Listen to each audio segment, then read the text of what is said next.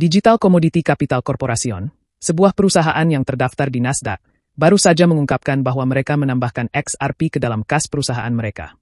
Mereka kini memegang sekitar 103.000 XRP, yang nilainya sekitar $225.000 AS. Ini menjadi salah satu langkah langka di mana perusahaan publik secara terbuka mengakui eksposur mereka terhadap XRP. Biasanya, kita lebih sering mendengar tentang perusahaan yang mengadopsi Bitcoin sebagai bagian dari strategi keuangan mereka. Misalnya, Marathon Digital dan 21 Capital adalah contoh perusahaan yang menumpuk Bitcoin sebagai aset cadangan strategis. Bahkan ada istilah Bitcoin strategi yang cukup populer di dunia investasi korporat. Namun, tren ini tampaknya mulai bergeser. Seiring dengan perkembangan regulasi yang lebih mendukung dan meningkatnya ketertarikan institusional, kini XRP juga mulai mendapat tempat. Pengungkapan dari Digital Commodity Capital ini mungkin terlihat kecil dalam angka, tapi maknanya besar. Seperti yang dikatakan oleh peneliti pasar, Semke, ini hanyalah salah satu dari banyak taruhan uang cerdas pada XRP, yang sekarang mulai diumumkan secara terbuka. Semke menekankan bahwa pengakuan publik ini penting.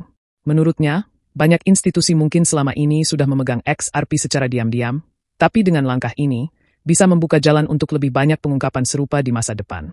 Sebagai tambahan, Digital Commodity Capital bukan satu-satunya perusahaan yang mengumumkan langkah ini. Sebelumnya, Worksport, sebuah perusahaan energi, juga mengumumkan bahwa mereka mengadopsi Bitcoin dan XRP sebagai bagian dari aset kripto strategis mereka.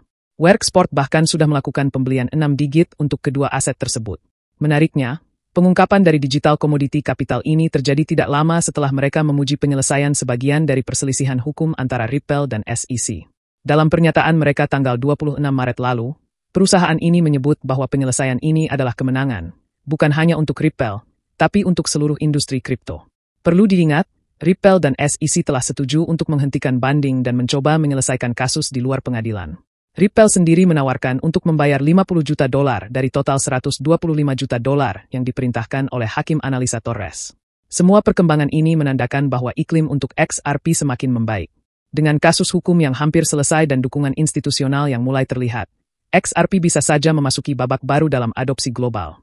Tetap perlu diingat, meski langkah-langkah ini menjanjikan, risiko dalam dunia kripto tetap harus diperhitungkan secara matang.